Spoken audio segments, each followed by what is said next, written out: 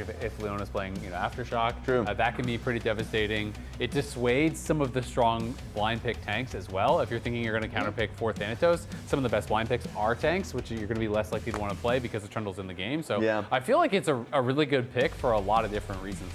Yeah, I like the Trundle a lot. Interesting to see that C9, they still aren't completely sure where the Viktor is going, so they're still taking out the Sivir. Yeah, and then on the flip side, even with the heavy nerfs the Varus has had, I would still take Varus out. Because if I'm Dignitas, I think it would be nice to actually have Varus within this comp and deal with the range advantage that you have versus like a comp like Trundle. And sure, Ziggs would be an issue, but I'm generally pretty happy trying to switch away from the composition and deal with like more range with Viktor Varus and dealing with Trundle. I think that's like a nice response. The Vayne ban to me says that they're thinking about playing Renekton because obviously Nar's already gone. That's one of the matchups that really can be quite difficult. Yeah. And then you know, the other one that's commonly played into Pro is obviously Renekton, and then things like Sion. So could be either of those angles, but I don't think you're thinking about Sion when Trundle's already in. So Vayne to me is just kind of setting up for a safer blind pick. And we'll see if they want to do like double bans top to try to really protect. And so they're actually going to ban the Renekton as well. Wow. So now I'm kind of like, okay, are you going Sion or something then? Yeah. But you're opting into Sion against Trundle, which is never great. So I am kind of curious to see if that's going to be the angle that they actually want to go for. Another pick that's available suspiciously is the Rumble. And I don't think you want to pick Rumble into Ambessa. But the Ambessa now being locked in for Thanatos, one of his best picks. So I'm interested now. It seems like there's a lot of comfort from C9 side, which makes sense being down a game, wanting to be able to find something to secure a win. Yeah, I mean, it is strong. Renekton's the common answer. And the fact that Renekton is banned kind of lets them go this, and then also lets them find out, is it going to be Viktor bot or mid? It is going to be Viktor bot. Akali is mid, so now they get to have, you know, a pretty strong pick top, and they get to have counter pick mid, so it does make some sense. Yeah, I mean, I will say we have seen all three of these champions flex bot. But I agree, I do think it's going to be Viktor bot, Akali mid, as we see the final. And it's interesting, because if there's, Sylas, so it's going to be low-key Sylas pick. This is going to be so fun watching the Akali versus Sylas matchup, and specifically, I think watching Palafox's Akali, especially when he sees the Ziggs, this is something that he oftentimes will look towards in finding assassin options versus control mages and try and play sides. So I'm expecting Dignitas is trying to play Xin Zhao, Akali on side, see if they can catch either Sylas or Ziggs, basically. I think it's a nice composition from Dignitas that plays to their strengths. Yeah, Sylas feels pretty strong here though. There's a lot of good ults to steal. Leona ult's really good, Viktor ult's good. Like even Akali and Crescent Guard aren't bad. I feel like still Trundle seems like a giga pick, and I feel like C9 has pretty easy ways to start fights and to play sides. You have Ziggs for wave clear mid, obviously to match the Viktor, and Ambessa plus Trundle I feel like beats any 2v2 really that Dig has. Yeah, they've done the exact. I kind of like C9's comp more. I vastly prefer C9's comp. Yeah. Even though I talked about comfort, it's like they did the exact opposite of what I wanted. We're going to be comfortably losing. It's like, I would like range. No, we're committing to the dive. Akali, Aatrox, Xin Zhao, Leona, so like, maybe they'll be able to find options on Ambessa on side or anything like that, but I think C9 is going to be really happy playing a 5v5 grouped up. Yeah, I mean, I just also think, like, as we covered with mages in the bot lane at the very start of the day, I think it's Ziggs, like, Giga S tier, and then a lot of the other mages, like, behind him, just because I also think that AD carry players like this, when I was talking about, APA, if APA was in, he and Tactical can play picks, I think Tactical can play Ziggs, right? And this is exactly what I was thinking of previously. And I also really love the Sylas pick here. Like, I think that's just such a great last pick into what Dig have prioritized in their draft. I mean, when you're looking at both comps are 4 melee champions plus a mage, right? I think Viktor is just way easier to get on than the Ziggs is with Satchel and with the additional range. So I think we prefer the C9 side of it. Casters, what do you think? Thank you very much, Lounge. I feel like we were having a very similar conversation right now because there's just a lot that C9 has to counter the melee-heavy champs on Dig. Absolutely. I also think Tactical is a good Ziggs. I've seen him play it really well. He was playing this in 2021 before mage bots were a thing when TL wanted to play towards top side. So also love the Trundle into the Leona and the Xin. And then if I'm thinking about how DIG wins with Palafox playing, quote, selfishly, I don't love the things that he's up against. Like, maybe he can find some kills on his Ziggs, but if Loki gets ahead on Sylas or Thanatos gets ahead on Ambessa, I think it's going to be real tricky. Right, exactly. You don't have AD carry plus control mage mid to try to find those reliable assassinations on, so Palafox's job will be more difficult than usual. As you guys can see, players on the stage now still having to do these two-part type of drafts, so we'll be getting onto the Rift ASAP. But I feel like the big thing, we got to talk about it. Everybody in the discussion thread's talking about it. People in the Twitch chat are talking about it. We're talking about it. Cloud9 should have won the first game. I am not going to take anything away from Dignitas for being able to stay focused and coordinated enough to punish the mistakes that C9 made and come back.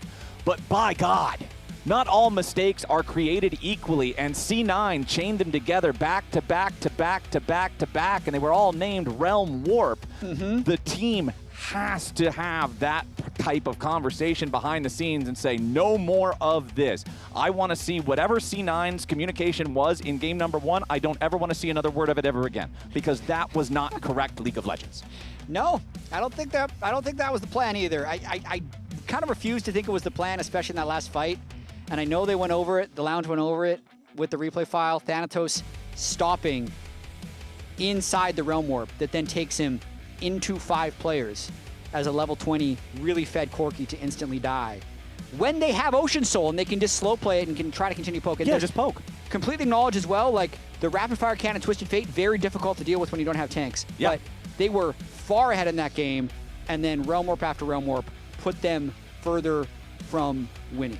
So that's going to increase the pressure on Cloud9, because it's all well and easy to say that it's just the regular season and we're looking to improve, but especially for Loki and Tactical, who are still in the tryout phase for C9. They are still running the 7-man roster, and they've lost all 3 games, and they really expected to, I think you expect to walk over Dignitas. Yeah. That's the huge part for me, is because, you know, you're saying, yeah, it's just regular season or whatever. Remember, regular season is a single round robin. You play each other team once. And if the expectation when you're going up against DIG is that everybody has these guys power ranked bottom 2, if you're one of the teams that's expected to go to Worlds, which I think a lot of people probably expect C9 to, at bare minimum, be in the contest for Worlds, then you should have your scheduled win against Dignitas. And if that turns into a loss, you already pointed it out earlier, C9 lost their first regular season series in almost a year and a half just this past weekend against Team Liquid, and Dignitas has not won a series against anyone in the LCS since the beginning of February back in lock-in. So this would be quite the upset here in terms of North American League of Legends if Dignitas could clutch this up. Now remember, so far, Game 1 has gone very similarly to Game 1 of last week, where Sentinels was winning for a very long time. Dignitas managed to come back, and they get the Game 1 dub, then they lose the next 2 games. Game 1 kind of went exactly the same way for DIG, and now they have to change their fates and do what they have not been able to do all throughout spring. Take that momentum from getting a lead in the series and finish strong. Let's see if they can do it. We got triple TP on both sides. Going to be a lot of teleports coming in throughout this game. Last game, Vulcan on the Camille was out of lane constantly, whereas FBI and IgNar were slowly getting fairly small advantages.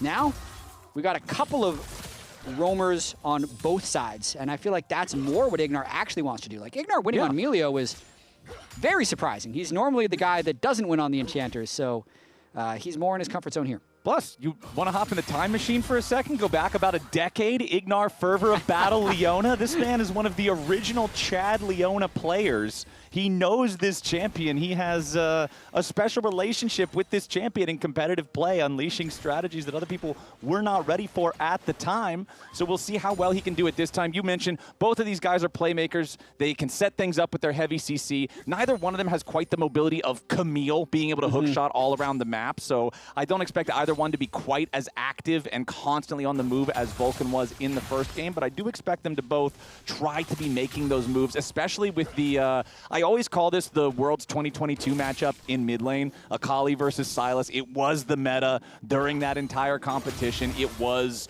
the head-to-head that you saw all the time, and it can get very volatile very quickly. Both melee champions, both of them can be punished if they go too far. Both of them prime targets for these support roams. They absolutely are. Thanatos already also getting some shove in onto Denathor in the top lane.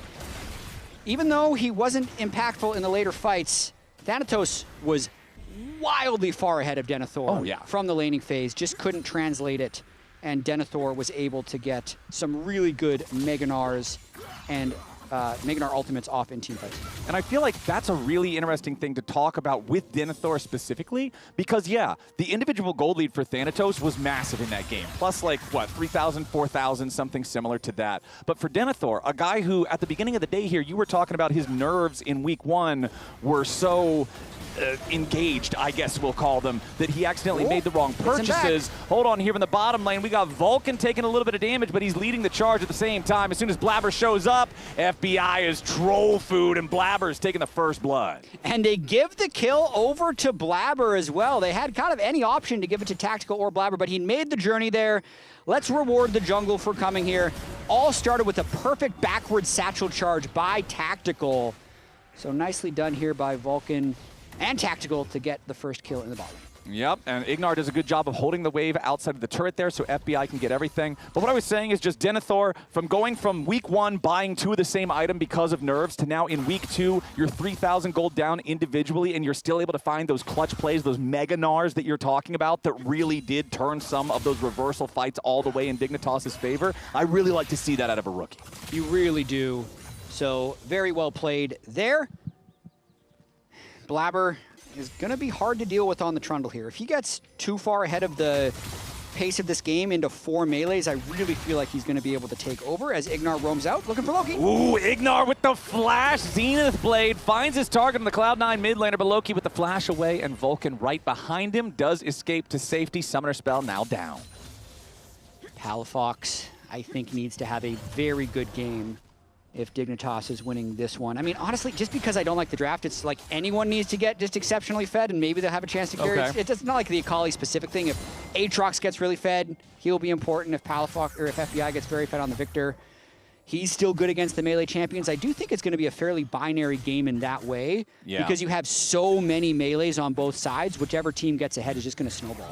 I just feel like, particularly for Palafox and eXyu's champions, what they want to do and the tools that normally allow them to do that are pretty solidly nullified by a lot of what C9 does. Akali's smoke is generally weaker against AoE, and there's so much AoE on the side of C9 to just bombard that area as soon as Palafox tries to find safety. eXyu's Crescent Guard also is great to protect him from long-range attacks. It's going to protect him from Ziggs. Everybody else is inside the Crescent Guard when they're doing damage. He is not going to nullify the Cloud9 onslaught. He is here in top lane, though. Thanatos hits 6. eXyu's here. Okay, Thanatos with the flash away already. eXyu with the win becomes lightning, but Thanatos does avoid the pressure as we get ourselves a pause. What could this be for? Who did it? Who's pausing? Yep. Love to see these guys who are hyped up from that second tier of competition show up in tier 1 and be able to make an impact on things. And it looks like we do have everything resolved.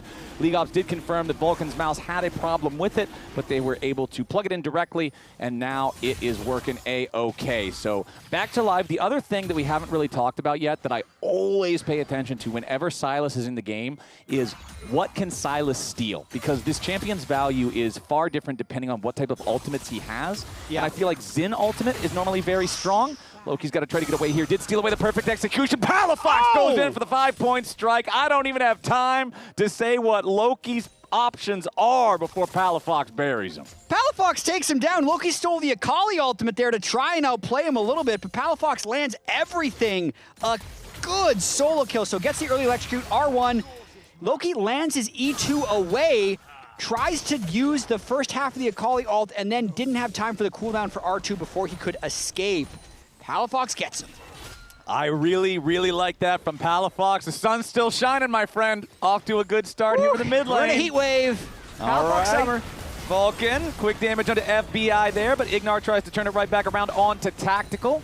Vulcan eating even more damage as he's caught in the very edge of the gravity field. Vulcan flashing away, staying safe for now. Tactical with the Mega Inferno Bomb unlocked, but eXyu's making his way down to the bottom lane here at the same time. Tactical grabs the kill. eXyu moving forward. FBI's got to be careful. Blaber is also here. eXyu with the flash over the wall. Wind becomes lightning as FBI continues his escape, but he's caught by Loki. Now eXyu wants to get all the way out. Blaber keeps chasing him, but the turret is going to make sure that Dignitas' jungler stays alive. Yeah, bait there at the end by Tactical, presenting himself as the target with level 6. IgNar goes back in, but then kind of everyone on C9 descends. So Vulcan and Tactical consistently getting the better of these trades. Beautiful hook by Vulcan. They're right in front of the minion wave as IgNar tries to go in for the extended trade. They had a level advantage on the supports.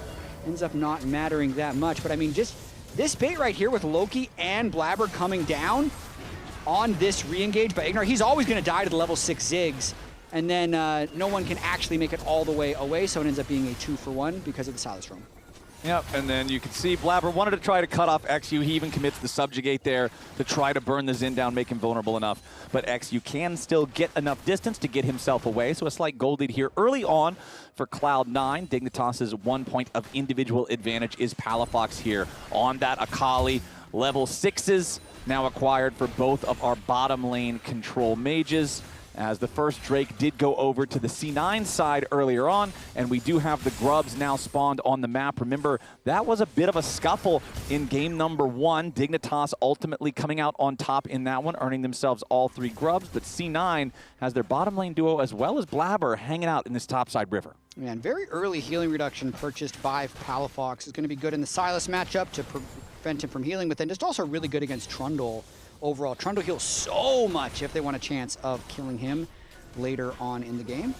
All right, eXyu starts up the grubs.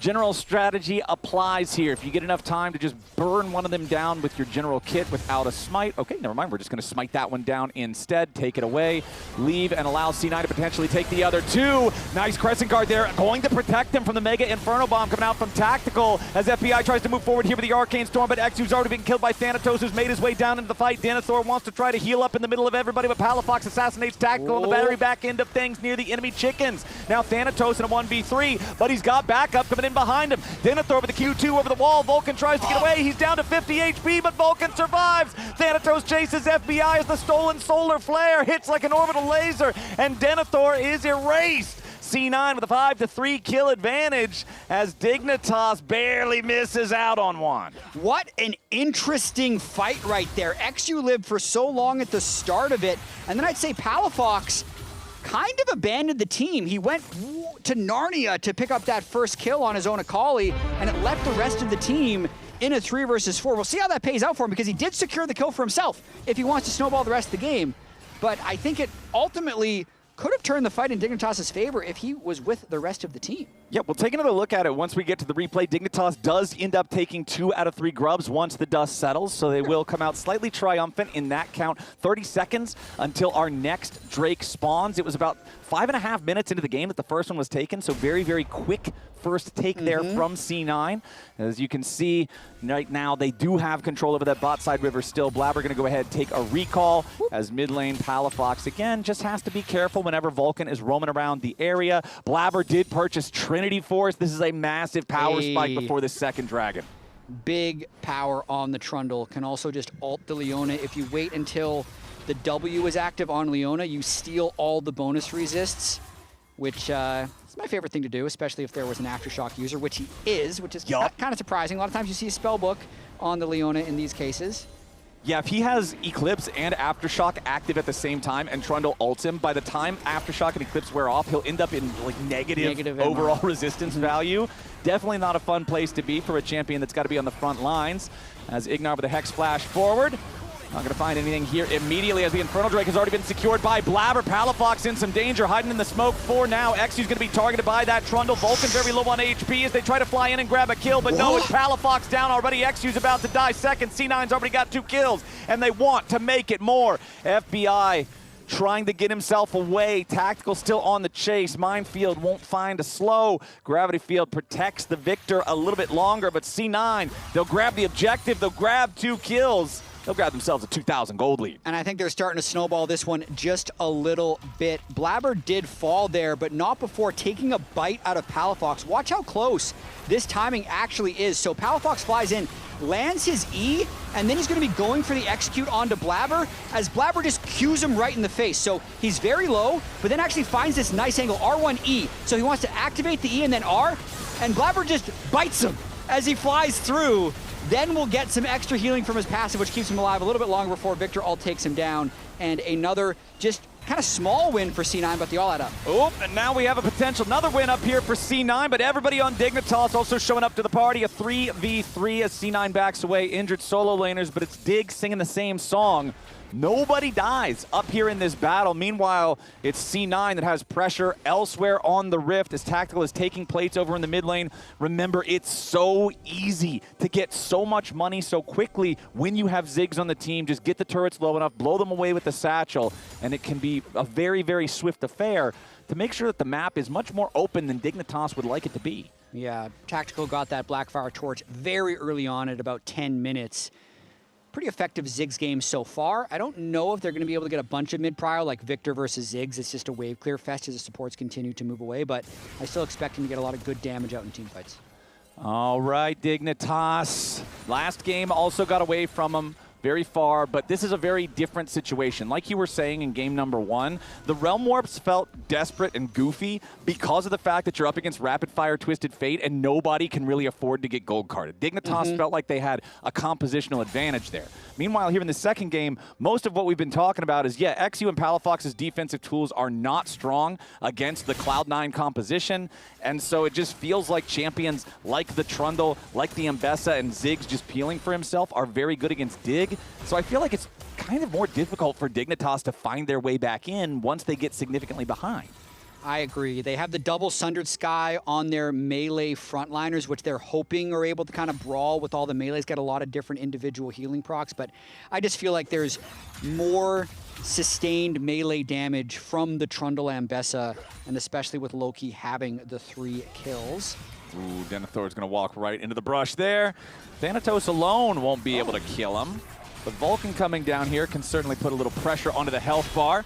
Denathor's Q3 not going to hit Vulcan with the sweet spot. Denathor losing about 40% health in the exchange.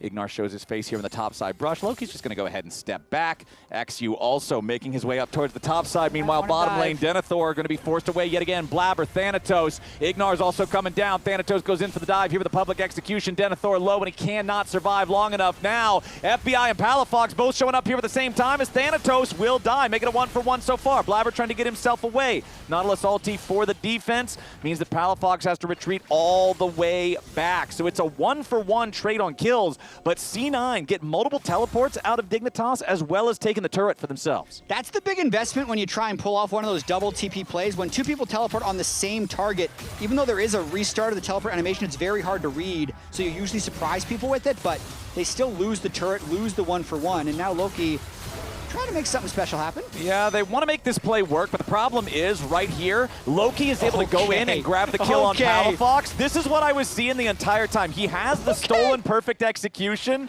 Loki's still staying alive for now, too. Does finally get shut down by FBI. But you can see, even when IgNar initially went in, Palafox had to stand to the side. He's like, dude, I don't have the health. I can't go in here. They needed FBI, and Loki still makes it a 1-for-1. Well, also especially because Palafox built the healing reduction early, still doesn't have his first legendary item, just making him that much weaker. Meanwhile, Loki with the scaling Doran's Helm and the Proto Belt and the upgraded Merc Treads really just sustaining against the 2 magic damage dealers that are trying to get him. Now the Gunblade is finally completed for Palafox, but big plays there by Loki. Yeah, Loki coming out good on that one. I feel like he's got a little bit of redemption to earn for himself here in the second game after the Realm Warps in game number 1. 4-2-1 so far on the Sylas. Looking good as Dignitas will begin the Rift Herald. They've almost got the Rift Herald ended already, so they can secure that one for themselves. So Dignitas winning the top half of the map neutrals, Cloud9 winning both of the dragons so far, and wouldn't you know it, the 3rd Drake of the game is live now, just 16 minutes in. If C9 gets this one, it's a very early soul point, and this is going to cause a lot of problems for Dignitas if you're having to answer every dragon from 20 minutes onwards. It absolutely will, especially with the over-reliance on melee champions. Like, how do you move in to take space? They don't have waves pushed. They can't necessarily get into the river. And if IgNar tries to go in, he gets deleted by the Trundle ult. Exactly. How are you supposed to walk up into a river controlled by a Cloud9 that has Trundle and Ziggs? You get pillared, you get the entire Ziggs kit thrown at you. All of a sudden, the best thing you can do is hobble back to base, hoping you're still alive. They might try and take the Herald in, but it seems ambitious. Battle Herald summoned up. eXyu ready to drive it. Turn. Oh, and it just immediately hits a big old stinking traffic cone. Nice job there from C9 as Thanatos jumps into the back line, going for everybody. Potential flash away coming out from Vulcan, but a nice solar flare locks him up. It's already a 1-0, going the way of Dignitas, but they got to be careful. ignar's going to be taken out here as Tactical tries to flash over the wall, but he does die. Loki under pressure. eXyu finding plenty of damage onto that one. Thanatos and Blaber still looking to fight here with the 2v3. Thanatos is low, but Denathor's not finding the damage he needs just yet. Q3 with the flash finds the sweet spot as FBI kites and fights Blaber, trying to get enough distance here with the power siphon. Denathor coming up, the world ender. He gets the Q1, he gets the Q2, and he saves FBI. C9, they may have got themselves soul point, but Dignitas wins the fight. It's a delayed ace by Dignitas. Let's see how they make this one work. So a lot of resources burned early, actually. So pillar down, that will prevent them from being able to stuff the re-engage. And I just see Palafox getting a lot of backline access here. First off, IgNar doesn't get instantly one-shot, which allows Dignitas to turn. Perfect headshot on Vulcan from the Leona ultimate, and then Palafox actually being able to finish off Tactical here. Look at that damage. He was 75% health. Flashes as the auto's already started, so he finishes him off. And then potentially target selection here by C9. Thanatos and Blaber split. Blaber can't actually get this kill onto FBI by the end of it, and then falls himself with Denathor landing everything onto Blaber, and FBI just dancing on him with the extra move speed.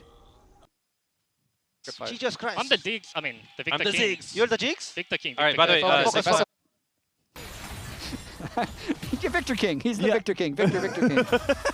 Don't worry. His name's Victor. It's all good. Yeah, it's all good. But hey, man, Big Dig is still in it. It's a 1,500 gold lead for C9. It is soul point for C9, but 1,500 gold, I feel like 19 minutes into the game, you're like, okay, yeah, we're ahead, but it doesn't really mean a whole lot usually, right? On average, it's like 400 gold per player. It's not super impactful. The big thing is going to be, like we were talking about before the Drake, Cloud9 did get it. So Dig has to answer every dragon from here on out, or it's Hextech soul going over to C9, which, when we're already talking about melee compositions, melee heavy comps, constantly dealing with the slow from the Hex proc is obnoxious. It would be a very difficult game for Dig to win if they give this over. And we have a big fight here. FBI's way up. Yeah, FBI getting himself away with a Chovy belt, though, as Blaber and Thanatos still trying to push forward. eXyu surviving once more with a Crescent Guard. Gets himself away, so Dignitas managed to disengage this one. Even though it means C9 has control over the Rift for now, there's nothing to really control. Yeah, very interesting. So some of the expectations we had coming into this game is that if C9 got ahead, they'd be able to snowball, because a lot of times we think IgNar goes in, they just Trundle ult him, they can burst him down. That actually hasn't happened in many of these fights. IgNar bought a lot of time with his locket and heal, and somehow has managed to maneuver around the subjugate. And then the second one would be the fact that Palafox has actually been able to get access to Tactical has been really important, because all that Ziggs AoE damage not actually being able to land onto the triple melee has been huge. And then that allows FBI to be the mage carry with the sustained damage to take down all the melees. And that's what we were talking about with our concerns of the Dignitas draft early on in the game anyway, is it's like, okay, you're Akali. The enemy mid laner is not something that you can really assassinate. They don't have a squishy support. The main target you're going after is this long-range mage on the Ziggs. So Palafox's target access, I agree, man, it is absolutely where it needs to be if Dignitas want to be able to bring this one back. C9 still up, 2,500 gold. Denathor is your target. Tries to get over the wall here with the humble dash, staying alive for now, but Loki jumps over and follows him. Denathor is already down. Dignitas trapped in a 4v5. Make it a 3v5 almost. No, not quite. ignarr gets away underneath the tier 2 turret. C9 will be happy to find that pick on the enemy top laner, but what can they get from it? The thing is, all 5 ultimates were spent for that. So if you try to start up the Baron, something along those lines, you do have Dignitas still ready to try to answer. Still favoring C9. It is. Obviously. Still possible to win for Dignitas. Very much so. The biggest thing on my mind, what I'm focusing on right now, is C9 resetting their position and getting ready to play from a spot of priority around this upcoming Dragon Soul. Hex Soul is so huge in this game. Watch this bot wave. Loki's first to it. He's going to be pushing it out. C9 is going to be getting first setup in this area. Their ultimates will be back on time. Loki's ult is back up. Tacticals is going to be back up in time. I even think Subjugate from Blaber will be up in time. I think Dig is going to try and get mid-prio here. If FBI has his third core item here, he's resetting right now, can teleport back into it. They need to throw everything into this fight. So if it's time to buy elixirs, do it now. They need to win this Drake. Well, FBI doesn't have the fully completed items, sadly, but he does at least get the ashes to throw in there, so a little bit of extra dot power. Immediately Vulcan going in for a big burst of damage. Palafox is dead! Oh, the soul fight is over before it even begins. Stolen solar flare coming out from Loki finds its way onto IgNar. C9 with a 5v4 man advantage. Denathor can't get anything off to the side. Palafox in the wrong place at the wrong time, immediately punished. C9 are loving this. That's the worst thing that could happen. The reason they were able to win some of these other fights was Palafox getting access to tactical. Just getting hooked and one-shot before this makes this Drake uncontestable. That might just be the hero play of the game from Vulcan, grabbing Palafox right before the Hex Soul spawns. Now a 4,000 gold lead, plus the extra, at least that much value in combat power from the Soul itself. I know this is dangerous to say after game one. C9 should win from here. Well, that's what we said last game, as you said. There's a few streaks as well that are on the line right here. So the last series win for Dignitas 174 days ago. They could win this game and break it. C9's streak was broken yesterday, or sorry, last week against TL. As Loki, he might just win this. Yeah, Loki stays alive long enough with his drain tanking, and now he's got the backup coming in. A little bit more damage might be able to take him out, and yes, Dignitas at least secure the kill, but now they got to be careful because Thanatos is making his way down to the bottom lane as well. Vulcan right behind him. Denathor will be left to the Wolves as it ultimately settles with a 1-for-1 trade down here in the bot lane. Bloodbath brawl as the mid lane tier 1 turret is removed from the rift. On the Cloud9 side, 2-2 in turrets overall. Honestly, not a whole lot of map pressure in the lanes from either team after 24 minutes of play. No, the improvements that C9 wanted to make from last week to this week, I would imagine they're only partially checked. We're going. I'm going. Fighting bot. Fighting bot. I'm going from rep side. Here. I can make time. Fighting. Coming. Can you guys run? Yeah, I'm coming. They have 2 flash. I can still make time. Yeah, I'm coming, okay. Is that don't flash? Yeah, I can hold my ult, but yeah, we win. Please come here. Akali top. I'm still looking, guys. Yeah. Long my position. It's already dead. They just skip. Hey. Nice escape at the end by Dig, to be completely honest. That headshot by IgNar on the solar flare to stop Thanatos from being able to make it through did prevent C9 from winning out on that play, because C9 just ultimately sent more people bot lane for the 1-for-1, and Dig was able to collect more gold on the rest of the map. Yep, we could see at the very end of the replay as well, Thanatos' public execution. He used it, but wasn't able to find a target, so that extra distance, very important there for Dignitas overall, as focus now on the top side of the map. No Elder Drake spawning for 3.5 minutes, so Baron is really where everybody's attention is at. Leandri's Torment is fully completed now for FBI on the Viktor, but he is the only one on his team at a 3 full item power spike. Palafox still struggling a bit here on the Akali. Yes, he's got his fully upgraded quest boots, but only a Hextech Gunblade, so still trying to get that second item fully completed. There it is. Shadow Flame comes online. You're welcome for the caster curse. Palafox got to get the extra money in the pocket on that one, as we still have the 2 item power spikes in both top and jungle. Important to note that Blaber on the other side is 3 fully completed items on his Trundle. This Trundle is a problem. You were praising how good this fits into the composition against what Dignitas has drafted at the start of this game. Blaber is the richest man on the Rift, and he is such an issue for Dignitas to try to fight through. Trundle is one of the most ball of stats champion in League of Legends. 3 of his abilities just give him more stats, right? The last one is a big stinky pillar. That's what you have. True. You have a big stinking rock and 3 things that give you stats. This guy is so difficult to fight through for a melee-heavy team. He's the most LoL Classic champ that still exists in Modern League.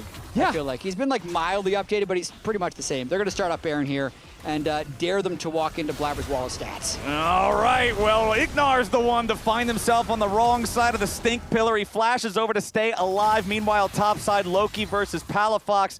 Favoring Loki for now, does have the 1 level advantage over Palafox on the Akali. Palafox trying to zip and zap back and forth. Tries to get away from Loki, does survive for now, but the Sylas coming out on top in that one for sure, as both top laners make their way over. Nice sidestep there from Denathor to not get caught by the public execution. C9 still with control over the enemy blue buff jungle and over the topside river. It's funny how I bring up League Classic and you see kind of the most anti-League Classic there is Sylas and Akali are just dashing 72 times past each other. It ends up meaning pretty much nothing. Loki was definitely stronger there, so Palafox kind of wins by just absorbing the ultimates and Baron still not being taken. I did like how in the trailer for League Classic, the champions that they used to display Zillion's distress at not recognizing the League of Legends that he knew was like Cassante and Zoe and everything that has essentially been like a copy pasta champ over the course of the last multiple years. Not quite the era of League Classic as well. Dignitas, if they come back in this, trying to do something that they haven't done since 2017 Summer Playoffs. So it's been 3,000. That's your mouse fault. It's that damn mouse again, isn't it? I'll get through this. 3,269 days since Dig has beat... Offside. The Bonanza very much went one way, and that was the way of Loki. It did. Right? I still remember the Zeka versus Scout head-to-head in it was quarters or semis in Worlds 2022 when Zeka was in his, it was the Sylas Akali meta, and he was just winning both sides of the matchup against everybody constantly. And just the top lane fight happened to route the exact same spot on the map that one did, and Zeka just beats Scout, barely takes any damage. And in the replay earlier on in the game, you could see Scout being like, oh, I just barely lost the 1v1. He was kind of laughing it off. That one was the one where you could see the despair on his face because he was like, damn, dude, he's really just better. I can't keep up anymore. There's nothing I can do at this stage. Hexol helps that. Also, Seeker's Arm Guard to be able to make more time if he gets caught in the side lane again. But we've made it all the way to Elder. Honestly, the Hexol didn't advance the game very much for C9. They took no Barons. They got maybe 1 or 2 kills. Now we are here for a potential Elder flip. Now, last time we built up a Drake fight, Palafox got hooked in 1 shot. Right. Let's hope we see more of a battle this time. Let's see what we get. Uh-oh. C9 has Guardian Angel on Thanatos here as well. They've got that Seekers, like you already said, there on Loki. IgNar gets caught by the Dredge line. C9, however, do not want to engage on enemy Leona. Guardian Angel also available on eXyu, but there's no get-out-of-jail-free card for anybody else on the Dignitas side. C9 going in, a little bit of burst of damage here into IgNar and eXyu both. Down to half HP on those frontliners. Dignitas also losing half the health on Denathor, as well as the Crescent Guard on eXyu. Public execution does not find a target thanks to the flash from Dignitas. Solar Flare only gets a slow, no stun to be found. Dredge line lollipops and pulls IgNar back. Blaber takes a bite out of him. Now FBI's got to be careful. Depth charge onto the enemy carry, and he's already down. Blaber goes on a killing spree. Palafox into the back line, but he only dies. Dignitas is absolutely crushed. IgNar will be the only one to get away. eXyu loses his Guardian Angel for nothing, and with only Leona left alive with 35 seconds on the nearest respawning Dignitas player, the Elder Dragon is not required. C9's gonna march it down bot. Beautiful patience by C9 in that fight, knowing that the Hexol poke from Ziggs was just going to be immaculate. They just whittled them down and engaged at the right timing. C9 is not going to get swept by Dignitas today. C9's going to bring us to a third game, and for Dignitas, it's shades of week 1. A tough game 1 that they make the comeback in. Then in game number 2, they cannot keep up. It's C9 tying us up, taking us to game 3. Can't be too excited after that one for C9. They were hoping, I believe, to have a 2-0, but that doesn't really matter as long as they win the game 3. Spam chat now to tell us who you think the player of the game is. Lounge, is Dignitas Summer over again? Not so fast. Yeah, well, look. We're here with Victor Razbanyama to break down some plays. At the end of the day, if it's summer in London, you never know what the next day is going to be. Is it going to be rainy? Is it going to be sunny? It's definitely going to be cloudy. We're going to game 3 no matter what, so we'll figure it out. Hasn't it been like record heat temperatures? Oh yeah, this is a bad example, actually. Yeah.